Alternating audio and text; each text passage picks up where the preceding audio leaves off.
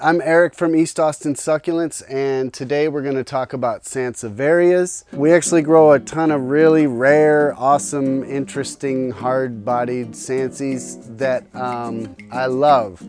And Sansevierias are the best houseplants because they can take the shade and they can take drought like no other. You know, that you can be in low light and not water them for months and they will look the same because they've got good, strong roots. But the reason that I want to do a video on Sansevierias is that they're the most difficult to propagate, and I don't think there's much info out there. And the only reason that I know anything about this is from my mentor, Carl, and so I'll teach you a few things. Let's talk about the easiest thing to do, which is division. This is a hybrid that might be like a Batala 1000 X Cleopatra or something, but let's get into it. So first, once we get down in here, we will see that these are going to be connected not by little roots, but a big fat body. This is almost like a tuber that's all together. So I like serrated knives when I'm dealing with Sansevierias. So I'll split it where I want to split it so that I can show you how big that is. Now, this is a large wound, and you'll find that with a lot of Sansies. They have huge tuber roots. Now, normally with all succulents and cacti, we just dip them in some powder, some sulfur, you know, or if it's something more rare, we have a root hormone combo. But with Sansevierias, we also need to have a fungicide with it, which we use Captan. So I'll mix up some powder in a little thing like this of fungicide and sulfur. And then the next step, which we don't do with succulents or cacti, is we make a paste out of it. And the reason we need a paste is because just doing powder like that isn't enough. That powder just kind of cakes off. You'll see it over time, it just kind of falls off. We want to make a paste so that it penetrates into that porous root. Okay, so I can use my brush and kind of cram it into that porous stuff. Now, this might seem like overkill, but if you've ever tried to cut Sansevierias, they probably all died, and that's why this is not overkill. This is like essential, because I'll have losses even after doing these big steps, you know. So even where I cut, I got to get that fungicide in there, you know. All right, so that would be good, and that would be good. I would probably cut that one apart too. So then 10 days, you have to let this dry for at least 10 days.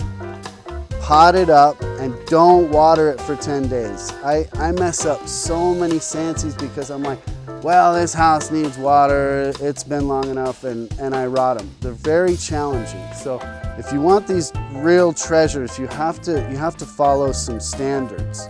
Now, when I get into dividing something simpler, like this, Pangicula, you just kind of pull them apart or cut them. I could have just used scissors to do that. And look, this already has a nice root, so you know you're not going to lose that. That's easy.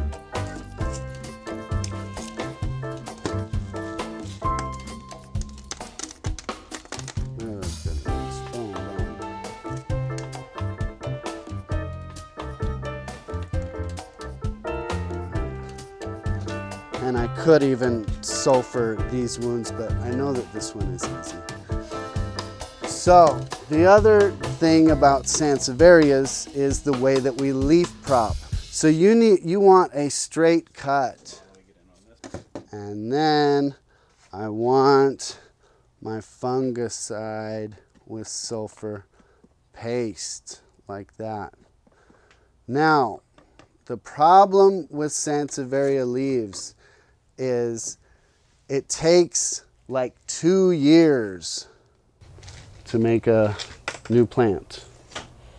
This is Sansevieria robusta variegated, and you can see I lost one, but it is making some variegates. And here is another one. So sometimes you just have ugly leaves, and that's not, you know, that's not going to make a sellable plant. So you can stick the leaves. Sometimes you get normals that aren't variegated. You know, I will probably toss this because I have limited space, and I just want the variegated treasures that will come out, you know. But yeah, you can get some good stuff if you're willing to wait 2 years. So yeah, leaf prop is great, but it leaves your area kind of messy, so you just want to do it with your finest things. See, this guy, Sansevierias are very sensitive to temperatures. We have to keep this house at 40 degrees, not like 36 or 32 like a lot of other greenhouses.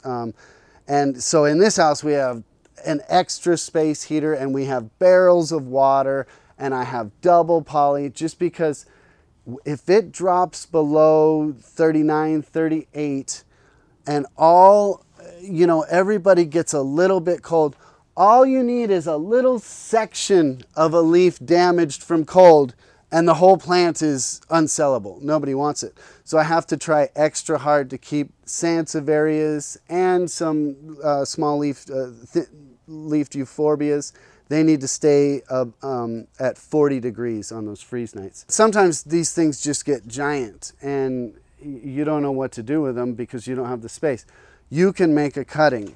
So over here I have a nice clean new pup that's, you know, a specimen, but this guy is kind of damaged. So I'll just get in there, and it doesn't really matter where you cut it as long as you leave a couple sets of leaves. Like I could cut him there, but I kind of want to take advantage of some of the height. So I'll just slice right here. Again, serrated is just going to be better than straight. And they don't have to be that perfect because you're, you know, it's so porous anyway. I guess it can be kind of a rough knife, and that's not a problem. So I can pull off some of those leaves so that I can get more of this fungicide in there. And so that it sits well in the pot. You know, if I have too many leaves, you know, it's not gonna sit well in the pot. So if I have a little bit bigger of a stem, sit better. And then I will get that fungicide in there, maybe even force some in with the brush, just really get it in there. And I will also get a bunch of it where I cut, because any humidity, these things can just turn to crap. Now something larger like this, I probably wouldn't even plant this after 10 days. I'd probably wait 14 days or 21 days. You know, sometimes you wait long enough and you forget about things, and you'll see roots growing when they're not even in dirt. But 10 days, plant it, and then wait another 10 days before you even water it. So I don't get too scientific with this, because a lot of people would say that sulfur is fine or Cap-10 is fine. So I usually just, you know, I'll just get a handful of sulfur, which you can get anywhere, and I'll just have like a little plastic bin and just throw a bunch of sulfur in there. And for me, since I always have it around, I'll throw some root hormone in there, because that also has antiseptic or antifungal capabilities. And then Cap-10, this is real expensive, so I don't put that much Cap-10, you know. Cap-10 is probably like 25% of the powder, just because it's so damn expensive. And then just, you know, mix it up into a paste and add water. Just, you know, just keep adding water to the, like that's too much, you know. I would want to add some water to that so that it's a little more liquidy to get into the wounds that you're trying to protect. This is Katana variegated. This is pretty cool. Now, I could divide this, but I don't want a huge, usually when I'm dividing Sansevierias, I want to divide all of them at once, just because there's going to be so many laying around. So I'll just bump this guy. I mean, this is way too tight of a pot, so I'm going to pull him out of there. obviously, I mean, you can see those roots, it's just too tight. And with Sansevierias, I want to have a lot of sizes of pots because I don't want to just go to some giant pot because then I can risk overwatering it. And these don't need much water. I can just go to a slightly bigger pot, you know, and just get it to the same height that it was before. I will also top dress just so that granular doesn't fall out when I'm watering. Again, I love Sansevierias. If you go down the Sansevieria rabbit hole, you'll find your favorites, and you'll find that there are a lot of rarities out there and new things that come out. You can check out our web shop if you want to see if we have what you want. But again, they release oxygen at night, and you're always in your house at night. So that's why the astronauts keep them on the space stations or whatever, apparently, or they've done experiments.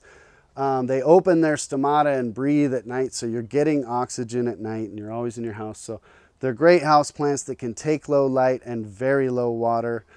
I want to talk about why I'm giving everybody this expert, I mean not expert, but kind of hidden info on how to propagate Sansevierias. There are no good Sansevieria sellers that I know of rare Sansevierias, the things that I want.